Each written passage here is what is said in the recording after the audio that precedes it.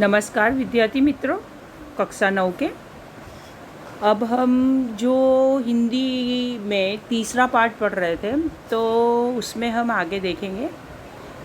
पर आप हजारी प्रसाद द्विवेदी जी के बारे में जानते हो? वैसे तो वो बहुत मशहूर और बहुत प्रख्यात कवियों में लेखकों में से है। उन्होंने अपने उपन्यास, निबंध और सूरदास के साथ भी उन्होंने काम किया है। तो ऐसे बहुत सारे कवि हैं हिंदी में जिनके बारे में आप जानते होंगे, आपको पता भी होगा, आपने कहीं ना कहीं पढ़ा भी होगा। कबीर के दोहे पढ़े हैं, कबीर की साखियाँ पढ़ी हैं, सूरदास की साखियाँ पढ़ी हैं, आपने पढ़ी है ना। अब इसी पे से जो हजारी प्रसाद द्विवेदी जी हैं, इन्होंने ये पाठ का नाम क्या निराश हुआ जाए क्यों रखा होगा? कल्पना करो, सोचो, शायद वो घटना आपके साथ भी हुई हो, वर्तमान जीवन में हुई हो आपके, या भूतकाल में भी हो सकती है, या हुई हो आपकी। आपने ऐसी कहीं पर सुनी भी होगी कहानियाँ।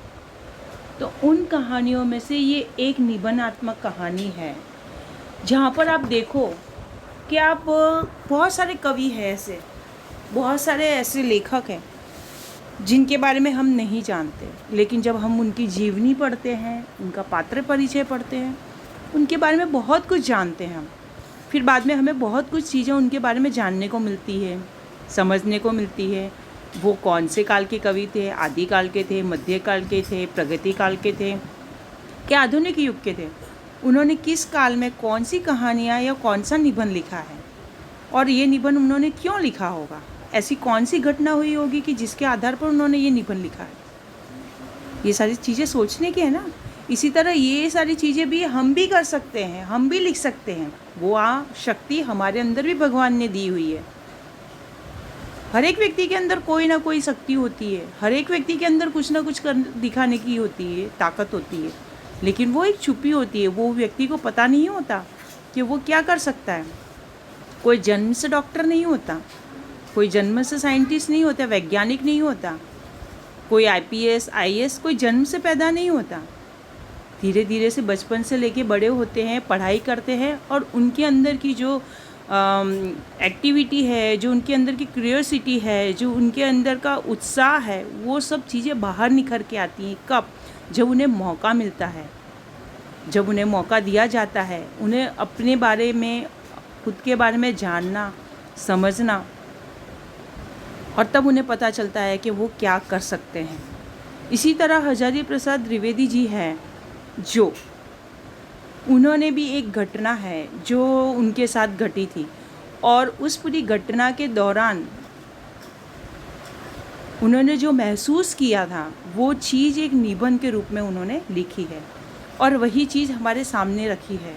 ऐसी छोटी छोटी घटनाएं, अगर ये निबंध आप इनका पढ़ते हो, इसके बाद आपको जो पुराने, जो आपके भूतकाल में आपके साथ हुई है, या आपने कहीं देखी है, या किसी की सुनी है, आपके दादा दादी, आपके मम्मी पापा, आपके चाचा चाची, किसी की भी वो चीज़ आपको याद आ जाती है।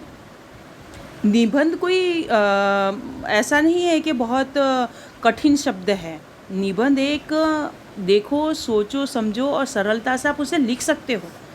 निबंध में आपको वही चीज़ें लिखनी है जो आपके साथ हुई है, जो आपने देखी है, जिसे आप समझ सकते हो, जिसे आप महसूस कर सकते हो, उसी को हम निबंध के रूप में लिखते हैं। लेखक जो कवि है जो कल्पनाएं करते हैं। उनकी कल्पनाएं कैसे होती हैं? वो जो महसूस करते हैं। प्रकृति प्रेमी जो कवि है, वो प्रकृति का वर्णन कैसे करते हैं, प्रकृति के बारे में किस तरह से वो उनका बारे में बताते हैं, समझते हैं, तो वो चीज़ उनके आसपास हो रही होती है। ज़्यादातर तो हम देखें, प्रकृति वातावरण होता है गाँव में लोगों को देखने को मिलता है, शहरों में बहुत कम होता है। खुले खुले खेत, हरियाली, पेड़ पौधे, कोयल का कूकना, बारिश होना। इसी तरह यहाँ पर जो ये निबंध है हजारी प्रसाद द्विवेदी जी का, इसमें इन्होंने जो यहाँ पर देखो तो रविंद्रनाथ जो ठाकुर हैं, इन्होंने जो पूरी घटना का वर्णन किया हुआ है, जो उनकी आंखों देखी हुई है, जो उनके साथ हुई है। तो क्या बच्चों आपको पता है? नहीं पता? आपको पता चलेगी। आप याद करो, अपने घर वालों की किसी की कहानी या किसी की घटना किसी से पूछो। और इसी तरह हम जब पढ़ते हैं या जानते हैं या हमारे साथ होता है, वही चीज़ यहाँ पर कहानी के रूप में होती है, उपन्यास के रूप में होती है। वही चीज़ आप देखो, हर एक जो कवि है, हर एक जो लेखक है, उनकी कोई ना कोई विशेषता है। वो किसी देखो तो जैसे प्रेमचंद के बारे में आप देखो तो वो मनुष्य की चितेरे माने जाते हैं। वो मनुष्य के मन को, उसकी पीड़ा, उसकी विडंबना है, उसको अंदर से उसे टटोलते हैं। यहाँ पर परिस्थितियों का जो अनुकरण हुआ है, जो परिस्थितियाँ सामने लेखक के आई है, उन परिस्थितियों का जो मूल्यांकन और जो मुआयना किया है उन्होंने, जिसे उन्होंने समझा है, मुआयना करने का मतलब है समझा है, उन परिस्थितियों को रखकर इस जो कहानी है, जो ये पाठ है, वो हमारे सामने रखा हुआ है। इसे हमें पढ़ना है ना बच्चों। तो ये निबंध इसीलिए हजारी प्रसाद द्विवेदी जी ने, ये है तत्कालीन समाज का ये लिखा हुआ है उनका, भारतवर्ष के ऊपर।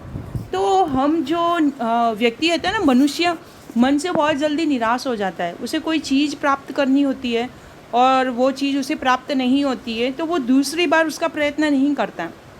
लेकिन यहाँ पर लेखक ने ये चीज़ नहीं की है। लेखक ने उस चीज़ को प्रयत्न किया है, प्राप्त करने की कोशिश की है। उस परिस्थिति को, उस समय को उन्होंने समझा है ना।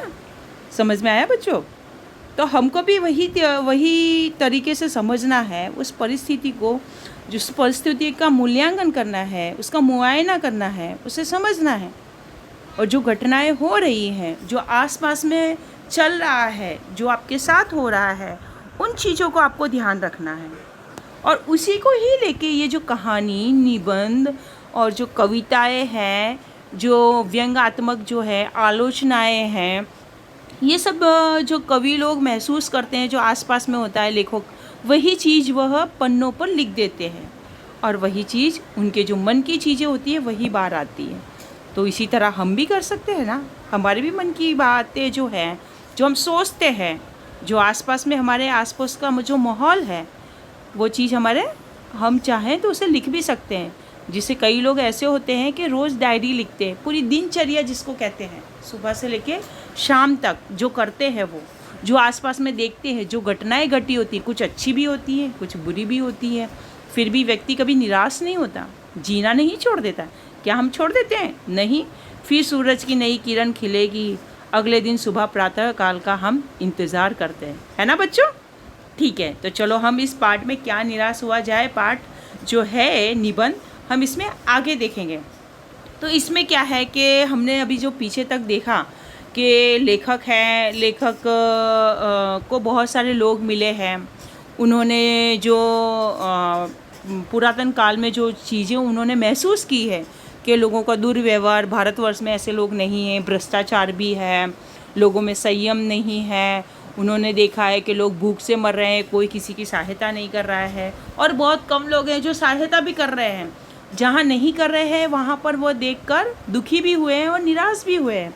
और जहाँ पर लोग कर रहे हैं एक दूसरे की सहायता, दवाएं ला रहे हैं, बीमारों को अस्पताल पहुँचा रहे हैं, ये सब चीज़ें जो पेपर में, न्यूज़, हम समाचार पत्रिका में जो रोज़ देखते हैं, जो हमारे भारतवर्ष का जो वो बंधारण, जो कानून है, जो हमारे कायदे कानून नियम बनाए गए हैं, उन सब चीज़ों में परिवर्तन देखने को मिलता है। जो हमारे वाणिज्य है, जो शिक्षा है, जो स्वास्थ्य है, इन सारी चीज़ों को, लक्ष्य को ध्यान में देखते हुए हम जब देखते कार्य करते हैं, और इन सब चीज़ों से जब हमारा खुद का आमना सामना होता है, या उस चीज़ को हम महसूस करते हैं, या उस चीज़ में हम खुद जाते हैं, तब हमें पता चलता है कि जो हम सोच रहे हैं वो नहीं है। आज भी दुनिया में अच्छे लोग हैं, आज भी दुनिया में एक दूसरे पे हम विश्वास कर सकते हैं, आज भी भगवान जिंदा है, आज भी भगवान के भरोसे हैं। लोग अपने आप को भगवान नहीं मान सकते हैं, कई चीज़ें हैं, बहुत भी लोग ऐसे हैं ईमानदार भी हैं। समाचार पत्रों में तो दिखाओ आप, बहुत सारी चीज़ें हैं जहाँ पर आपको कभी कभी लड़ाई झगड़े की खबरें सुनने को मिलेंगी, विज्ञापन है, किसी की मारपीट की देखने को मिलेगी, किसी की चोरी, किसी की डकैती, किसी का कुछ ना कुछ। तो बुराई के साथ अच्छाई भी है, और यहाँ पे किसी के दोस्त के साथ भी किसी की खूबी भी है, किसी के अच्छे गुण भी देखने को आपको मिलते हैं यहाँ पर। जैसे कि ये लेखक ने बताया कि लेखक जब टिकट लेने के लिए स्टेशन पे गए और उन्होंने 10 के नोट की जगह जल्दी जल्दी में उन्होंने गाड़ी को सामने स्टेशन पे खड़े देखा प्लेटफार्म पर, और फिर वो जल्दी से वो 10 का नोट समझ के उन 100 का नोट देकर टिकट बाबू को और वो चल दिए और जाके सेकंड क्लास के डब्बे में जाकर वो बैठ जाते हैं। जब वो बैठ जाते हैं तो उन्हें ये नहीं पता होता कि वो कितने पैसे देकर आए, लेकिन जो टिकट बाबू है यहाँ पर उसकी इंसानियत और खुददारी है ना। तो वो क्या है, जो टिकट बाबू वो हर एक व्यक्ति में वो वापस ट्रेन में चढ़ता है, रेलगाड़ी में चढ़ता है, हर एक डब्बों में जाके, हर एक कोच में जाके देखता है, उन सब इंसानों के फेस देखता है, मुंह देखता है और उन्हें पहचानने की कोशिश करता है। और जैसे ही वह उनको लेखक मिल जाते हैं तो वो लेखक को 90 रुपये दे के और खुश होता है। उसके जो मुख पर जो खुशी का जो माहौल है, जो संतोष है, वो यहाँ पर क्या है, ईमानदारी का सबूत है ना हमारे सामने। ऐसा नहीं है कि आप जैसे कि अगर चाहते तो वो जो टिकट बाबू थे तो जो 100 की नोट ले ली थी और 10 की टिकट दे के वो रख लेते, ऐसे भी लोग होते हैं। तो वहाँ पर कोई ईमानदारी भी है। आज भी ईमानदारी अगर ऐसा लगे कि लुप्त हो रही है, नहीं, लुप्त नहीं हो रही है। कुछ लोग ऐसे हैं जो रास्ता भटक गए हैं और कुछ लोग हैं वो अपने रास्ते पे चल रहे हैं, है ना बच्चों। समझ में आ रहा है आपको? ये चीज़ें आपके साथ भी हुई होंगी, आपने भी आपके आसपास महसूस किया होगा। आप कभी बाज़ार जाते हो तो भी आपको ये चीज़ें पता चलती होंगी। आप कभी देखते होगे बाज़ार में, या आपके रेल की जो यात्रा आपने की होगी, या बस में यात्रा की होगी, या हवाई जहाज़ की आपने किसी भी यात्रा की होगी, तो कहीं ना कहीं आपको कोई ना कोई चीज़ आपको कहीं ना कहीं महसूस तो होती है कि नहीं होती? होती है ना। मुझे पता है होती होगी सबको, है ना। तो यहाँ पर अब हम देखते हैं पार्ट में कैसे हुई कि दुनिया में सच्चाई और ईमानदारी लुप्त हो गई है। अब यहाँ पर कैसे जो लेखक है वो कहते हैं कि दुनिया में ईमानदारी और जो सच्चाई है वो कैसे लुप्त हो गई है। ये बात कैसे, उन्हें तो ये बात हजम नहीं हो रही है ना लेखक को। वो तो ये सोच रहे कि ऐसा कैसे हो सकता है। वैसी अनेक अवांछित घटनाएं भी हुई है। ऐसी उनकी जो अनेक जो घटनाएं हैं वो उनके साथ हुई है, लेकिन फिर भी वे अपना धैर्य है वह नहीं छोड़ते। क्यों नहीं छोड़ते? क्योंकि उन्हें पता है कि बुराई के साथ अच्छाई भी है। हर कोई इंसान बुरा नहीं होता, हर कोई इंसान धोखेबाज नहीं होता यहाँ पर, ठीक है ना। परंतु यह एक घटना ठगी और वांछना की अनेक घटनाओं से अधिक शक्तिशाली है। मतलब यहाँ पर देखें कि ये जो घटना है वो है ठगी और वचना।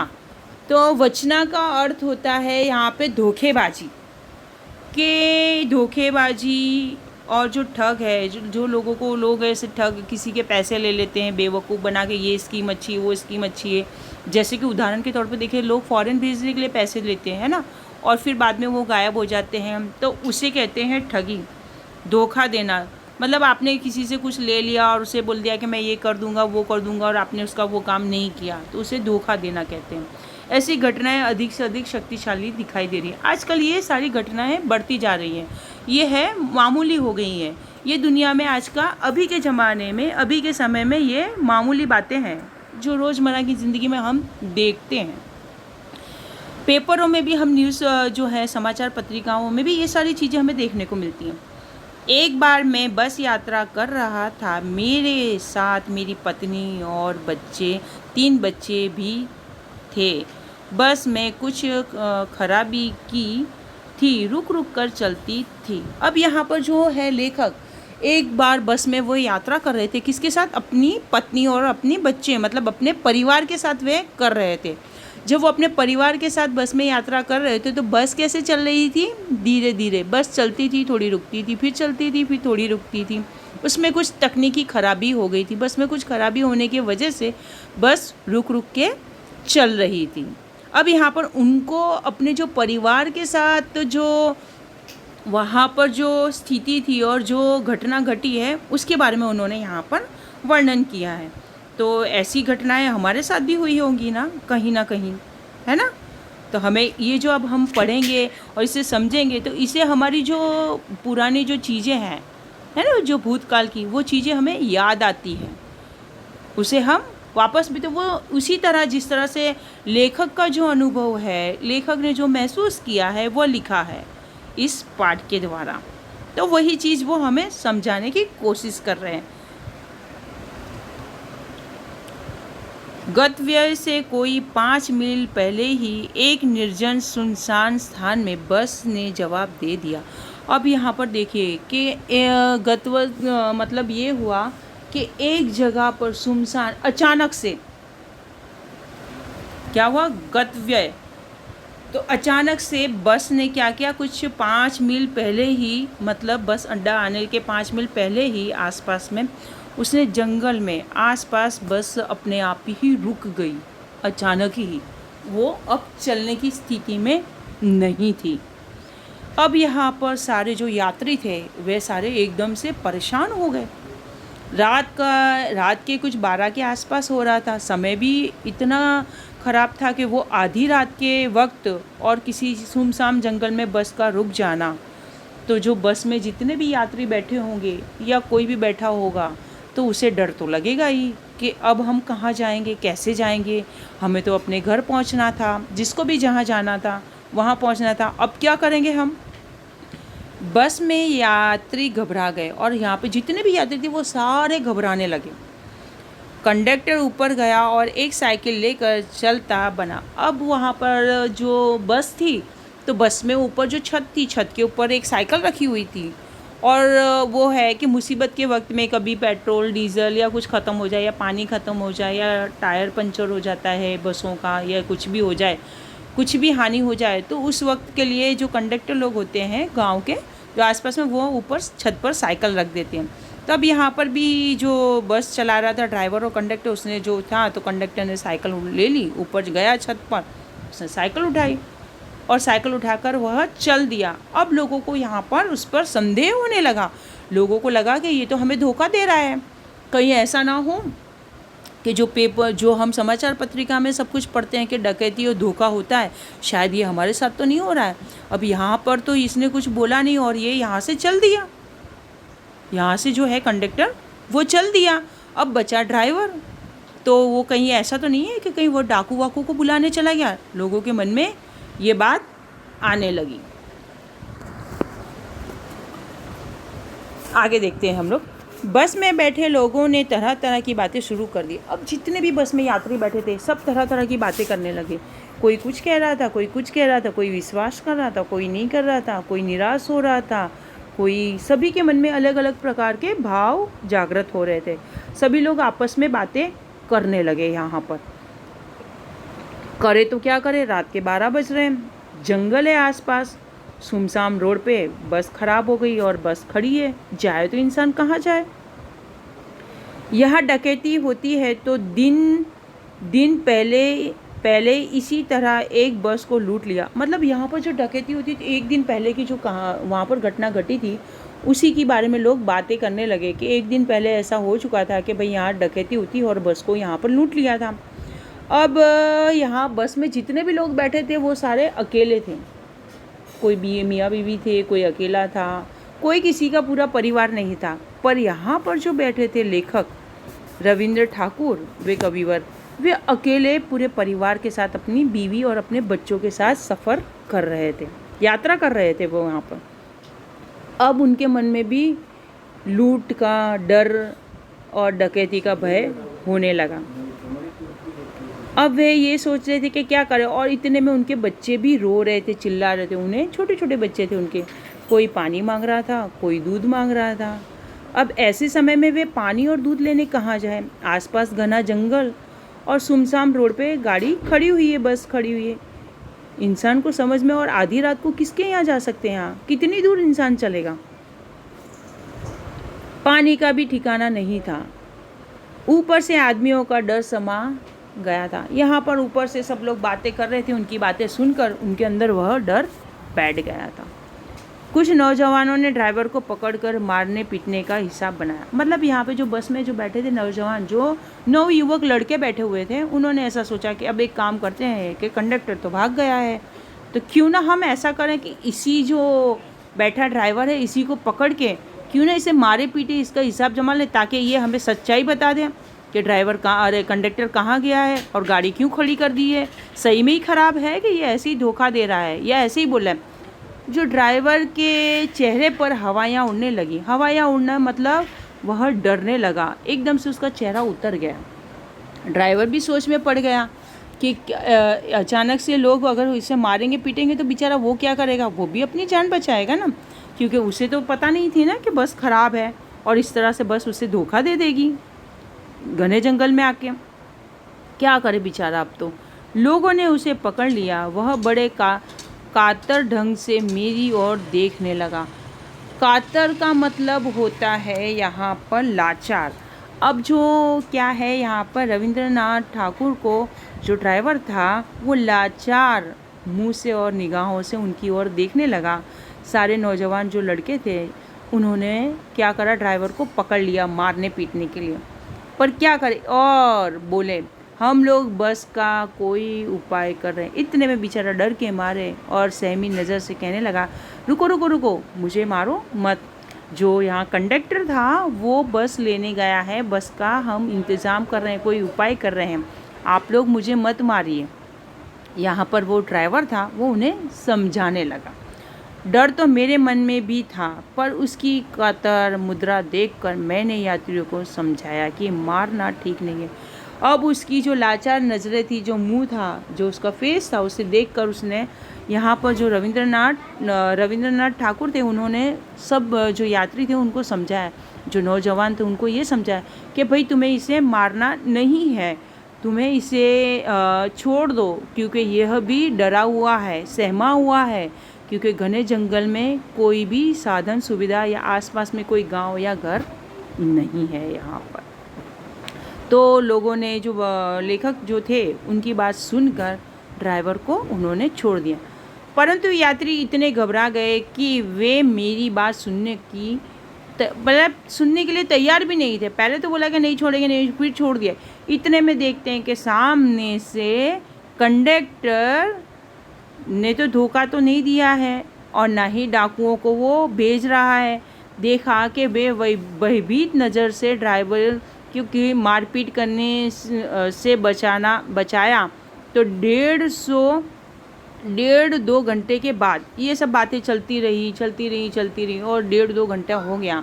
1.5-2 घंटे के बाद क्या देखते हैं कि कंडक्टर एक बस को लेकर आ रहा है और बस जैसे ही देखा, दूर से एक बस आई और कंडक्टर की आवाज़ सुनी तो यात्री जितने भी थे, जो नौजवान थे, वह सब खुश हो गए। सबके मन में जो भय था वह दूर हो गया। फिर जैसे ही बस उन्होंने देखी और वे खुश हो गए और बस में से कंडक्टर ने उतरकर जो यहाँ पर रविंद्रनाथ जो कविवर थे ठाकुर, उनके लिए भोजन और पानी और जो बच्चों के लिए दूध था वह सबके लिए वह लेकर आया। बच्चों के लिए दूध पानी और लोगों के लिए भोजन का उसने लेकर आया। और यह सब देखकर वे व्याकुल हो उठे। और फिर उन्होंने जो लेखक थे वो अपनी पत्नी की जो हालत बुरी थी, उनकी जो पत्नी की डर के मारे जो हाल बुरा था वह भी ठीक हो गई। लोगों ने ड्राइवर को मारा तो नहीं, पर उसे बस से उतार कर एक जगह घेर रखा था। अब उन्होंने क्या करा कि मारा तो नहीं, पर क्या करा, ड्राइवर को एक जगह पे बस से नीचे उतार लिया और उसे घेर रखा। मतलब चारों तरफ से सारे जितने भी यात्री और जवान थे सब ने उन्हें घेर रखा था। किसको? ड्राइवर को घेर रखा था। पर जब देखा कि ना ही पानी है, ना ही भोजन है, ना ही कुछ है बच्चों के लिए, ना ही यात्रियों के लिए कोई चीज़ है, पर जब वो देखते हैं कि वह ड्राइवर गिड़गिड़ाने लगा, बेचारा याचनाएं करने लगा। पर कुछ देर के बाद देखा तो बस अड्डे से कंडक्टर बस लेकर आता है और लेखक जैसे ही बस लेकर आता है और लेखक के बच्चों को दूध और पानी ला के देता है और सभी यात्रियों को कहता है कि मैं बस का इंतज़ाम करके आया हूँ, आप सब इस बस में बैठ जाइए। और फिर सब लोगों ने जो है ड्राइवर है उसे छोड़ देते हैं। उससे वह सब लोग कंडक्टर का धन्यवाद करते हैं और पंडित जी को बोलता है कि ये अपने बच्चों के लिए इनका रोना बंद करवाइए, आप इन्हें दूध और पानी दीजिए। और वह जो है यहाँ पर रविंद्रनाथ टैगोर को, उनको वह कंडक्टर ये सारी चीज़ें देता है और सभी यात्रियों को एक एक करके अंदर बैठाता है और सभी लोग ड्राइवर और कंडक्टर से माफ़ी मांगते हैं। और फिर इसी तरह वह पहले ही सब लोग बस अड्डे पहुंच जाते हैं और फिर बस में बैठकर वे सारे लोग कहाँ पहुंच जाते हैं? बस अड्डे पहुंच जाते हैं।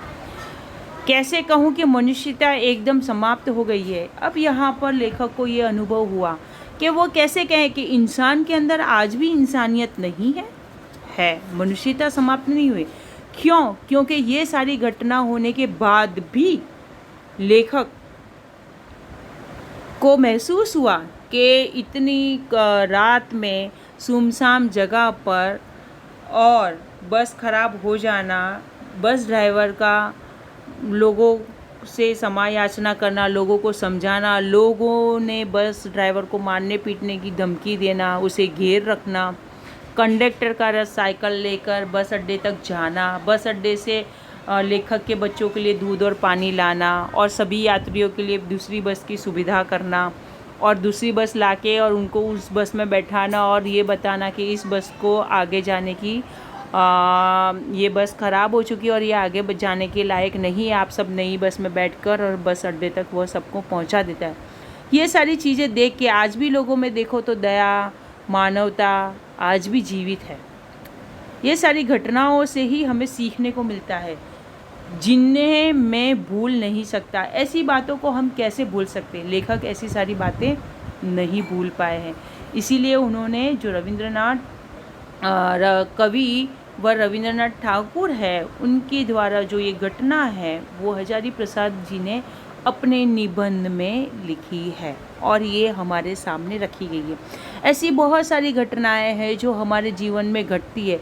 आज भी आप देखो तो रविंद्रनाथ ठाकुर ने एक प्रार्थना गीत में बताया है कि कष्ट जीवन में कष्ट तो बहुत ही आता है, कष्ट तो जीवन में बहुत ही आते हैं, लेकिन भगवान आज भी है। उन कष्ट से लड़ने की क्षमता होनी चाहिए। हमें उन कष्ट और उन तकलीफ़ों से हमें निराश नहीं होना चाहिए, है ना। हमें फिर से प्रयत्न करना चाहिए। हमें वो चीज़ क्यों नहीं मिलेगी, हम कर सकते हैं। संसार में ऐसी कोई चीज़ नामुमकिन नहीं है, मुमकिन है, लेकिन हमारे अंदर हौसला होना चाहिए। संसार में केवल नुकसान ही उठाना पड़े, धोखा ही खाना पड़े, तो ऐसे अवसरों पर भी हे प्रभु मुझे मेरी शक्ति दो कि मैं तुम्हारे ऊपर संदेह ना करूं। मतलब यहाँ पर जो कवि है वो कहते हैं कि हे प्रभु मुझे ऐसी शक्ति दो। ऐसी प्रार्थना गीत कई सारे उन्होंने भगवान के जो हैं गाए हुए हैं, जिसमें उन्होंने याचना की है, जिसमें उन्होंने भगवान से मांगा है कि भाई धोखा तो है ही, ऐसे अवसरों से मुझे लड़ने की ताकत दो, शक्ति दो। मेरे मन में जो संदेह है उस संदेह को, संदेह का मतलब होता है कि मन में शंकाएं आना, तो ऐसी शंकाओं को मेरे मन से बाहर निकालो, उनसे लड़ने की मुझे ताकत दो। सहार माने विनाश, इन सब चीज़ों से मुझे बच सकूं, धोखों से मैं बच सकूं और मैं लड़ सकूं, ताकि हे प्रभु मुझे ऐसी ताकत दो। मनुष्य की बनाई विधियाँ गलत नहीं नतीजे तक पहुंच रही हैं। आज मनुष्य की जो बनाई जो विधियाँ है वो क्या है, गलत नतीजे पे पहुंच रही है। सही नतीजा, नतीजा माने नतीजे को हम क्या कहेंगे, धारणा है, सोच। हम गलत गलत सोचे कर लेते हैं और वह आज नतीजे पे पहुंच रही है, मतलब गलत धारणाओं पे पहुंच रही है। तो इन्हें बदलना होगा, हमें इन सब चीज़ों को बदलना होगा। जो हमारी गलत धारणाएं हैं वो उन सब चीज़ों को हमें बदलना होगा, उसके बारे में सोचना होगा। ऐसा है, वस्तुतः आए दिन इन्हें बदला ही जा रहा है। और देखें तो अभी वस्तुतः हर चीज़ बदली जा रही है, लोगों की सोच बदल रही है, लोगों की जो एक दूसरे के प्रति जो गलत भावनाएं है, जो धारणाएं हैं, जो धोखा है, जो फरेब है, वो सारी चीज़ें बदल रही हैं। आजकल लोग आशा की ज्योति बुझी नहीं है। आज भी हमारे अंदर देखो, लोगों के अंदर देखो तो आशा है, भगवान के प्रति श्रद्धा है, लोगों में आशा बनी हुई है, लोगों में यह है कि कुछ ना कुछ है जो कामयाबी मिल सकती है, हम प्राप्त कर सकते हैं, हमें कोई ना कोई सिद्धि से हम आगे बढ़ सकते हैं। हर चीज़ संभव है, कुछ भी असंभव नहीं है। ऐसा भी आज भी मनुष्य के अंदर ये भावनाएं पैदा हो रही हैं। लोग जान रहे हैं महान भारतवर्ष को पाने की संभावना बनी हुई है, बनी रहेगी। मेरे मन निराश होने की ज़रूरत नहीं है। यहाँ पर जो रविंद्रनाथ ठाकुर है और ये जो है जिन्होंने आचार्य हजारी प्रसाद द्विवेदी जी है, इन्होंने इस निबंध के द्वारा ये सारी घटनाओं का वर्णन किया और कहा है कि कभी भी हमें निराश नहीं होना चाहिए। मन में चाहे कितनी भी हमें निराशा हो, पर उस निराशा को दूर करना चाहिए। हमें हमेशा प्रगति के पंथ पर आगे बढ़ना चाहिए और हमें क्या है, अपने आप को उस लिए उस तरीके से तैयार करना चाहिए, है ना। कभी भी छोटी सी चीज़ है, जैसे कि उदाहरण के तौर पे देखो कि 10वीं में एक बार पास नहीं हुए तो हम नहीं कर सकते। क्यों नहीं कर सकते? सब कुछ कर सकते हैं, है ना। हम फुटबॉल भी खेल सकते हैं उदाहरण के तौर पे, जैसे मैं आपको उदाहरण दे रही हूँ। हम फुटबॉल भी खेल सकते हैं, हम खाना भी बना सकते हैं, हम पढ़ भी सकते हैं और हम पढ़ा भी सकते हैं। हमारे अंदर वो सारी काबिलियतें, वो सारी चीज़ें हैं, उन सब चीज़ों को हमें निखारना है और उन चीज़ों को हमें खुद पहचानना है। जब हम ये सारी चीज़ें पहचानने लगेंगे तो हम निराश नहीं होंगे और निराशा हमेशा ही दूर रहती है ना। तो कभी इसी पाठ क्या निराश हुआ जाए रे, इस पाठ के द्वारा हमें आचार्य हजारी प्रसाद द्विवेदी का एक जो मैसेज है, जिसे हम मैसेज कहेंगे कि एक हमारे लिए उन्होंने मैसेज भेजा है।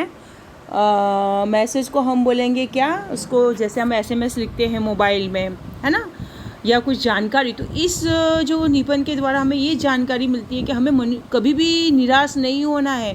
जो काम कर रहे हैं वो काम हम कर सकते हैं, संभव है, और हमें उसके लिए प्रयत्न करना चाहिए। हर इंसान में कोई ना कोई काबिलियत होती है और कुछ ना कुछ उसके अंदर छुपा होता है, तो उस चीज़ को उसे बाहर निकालना है। कोई अच्छा डांसर है, कोई अच्छा गाना गा सकता है, कोई अच्छा पढ़ा सकता है, कोई अच्छा खाना बना सकता है, कोई अच्छा खेल सकता है ना। तो ये सारी चीज़ें हर एक इंसान के अंदर होती हैं, पर उसे उन चीज़ों को जानना है, ढूंढना है, अपने मन को टटोलना है। इसीलिए इस पाठ के द्वारा हमें ये सीख मिलती है, कवि ने हमें ये मैसेज दिया है ना। तो यहाँ पर हमारा पाठ 3 क्या निराश हुआ जाए यहाँ पर पूरा होता है। ठीक है, अगले पीरियड में हम आगे जो है स्वाध्याय जो अभ्यास है वो करेंगे, लेकिन अभी इस पाठ को हम फिर से एक बार अच्छे से पढ़ेंगे और पढ़ने के साथ साथ उसको समझेंगे भी। और जो घटनाएं जो घटी हैं, जो आपके जीवन में भी घटी होंगी, आपके आसपास आपके दादा दादी नाना नानी जिनके द्वारा आपने सुनी होंगी, तो वो चीज़ों को भी हम याद करेंगे। ये कुछ इतना कठिन नहीं है कि इस पाठ में हमें कुछ समझ में नहीं आया या हम कुछ जानते नहीं हैं। बहुत सरल है, हिंदी भाषा भी सरल है, इसे लिखना भी सरल है, समझना भी सरल है। बस इसे मन से पढ़ो और आसपास में जो हो रहा है उसे जानो। नमस्कार।